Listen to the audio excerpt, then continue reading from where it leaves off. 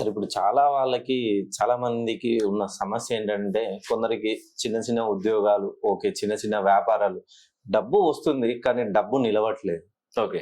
So ఏదో గడుస్తుందా అంటే గడుస్తుంది, ఈ రోజు గడుస్తుంది, ఈ నెల గడుస్తుంది, ఈ సంవత్సరానికి గడుస్తుంది. తీరా వెనక్కి చూస్తే మనము ఎప్పటికీ అలాగే ఉండిపోతున్నాం. ఈ బిజినెస్ నడుస్తుంటే ఉమ్, పక్క వాళ్ళ ఏడుపులతో ఎదుగుదల ఆగిపోతుంది. రైట్. సో డబ్బు ఉండట్లేదు, వాళ్ళ ఏడుపుతో ఈ ఎదుగుదల కూడా ఆగిపోతుంది. ఇవన్నీ సో ఈ కష్టాలు బయటికి చెప్పలేరు, చెప్తే వీళ్ళు సంపాదిస్తున్నారు అని అనుకుంటారు. వీటికి ఏమైనా చిన్న రెమెడీ ఏదైనా ఉంటది. ఉంటుంది? ఇప్పుడు మనిషి బాగా బ్రతుకుతున్నాడు అంటే పక్కన ఉన్న వాడికి ఏడుపు కంపల్సరీ ఉంటుంది. అది కన్ఫర్మ్ సార్, కన్ఫర్మ్. ఎవరైనా చూడండి, ఇప్పుడు పక్కన ఉన్నవాడు బాగుపడుతున్నాడు అంటే ముందుగా మనకే ఆ ఇబ్బంది కలుగుతుంది. అవును సార్, నిజం చెప్తున్నా. అలాంటి వాళ్ళు ఇప్పుడు నరదృష్టితో చూస్తే నాపరాయి కూడా నాలో ఒక్కలైపోతుందని శాస్త్రమే తెలియజేస్తుంది. అవును సార్. మనం తెల్లగా ఉంటే పక్కనున్నవాడు వాడు మన మీద ఏడ్చి మనల్ని మొత్తం కూలగొట్టేస్తారు మొత్తం. అవును సార్. వాళ్ళకి అర్థం కాదు, మేము ఇంత ఎత్తుకు ఎదిగాం, ఏంది ఇంత సడన్ గా డౌన్ ఫాల్ అయ్యిందంటే ఏడుపు, మనిషి ఏడుపు. ప్రపంచంలో మనిషి ఏడుపును మించినటువంటి శక్తి మరొకటి ఉండదండి. ఆ ఏడుపే ఖచ్చితంగా వాడు కింద పడిపోతూనే ఉంటాడు.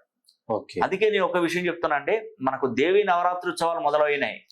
సెప్టెంబర్ 22వ తారీఖు నుండి మనకు అక్టోబర్ 2వ తారీఖు వరకు దేవి నవరాత్రి ఉత్సవాలు జరుగుతున్నాయి. దీంట్లో నవమి రోజు అమ్మవారికి ఇష్టమైనటువంటి తిథి నవమి. ఓకే. ఆ నవమి రోజున నేను చండీ హోమం జరిపిస్తున్నాను. ఆ చండీ హోమంలో ఈ యొక్క బ్లాక్ ఎర్తులు అంటే నరదృష్టిని, చేతబడిని, చెడును కూకటి వేళ్లతో సహా పెకిలించి వేస్తుంది ఈ బ్లాక్ ఎర్త్. ఇది చండీ హోమం జరిపిస్తున్నాను.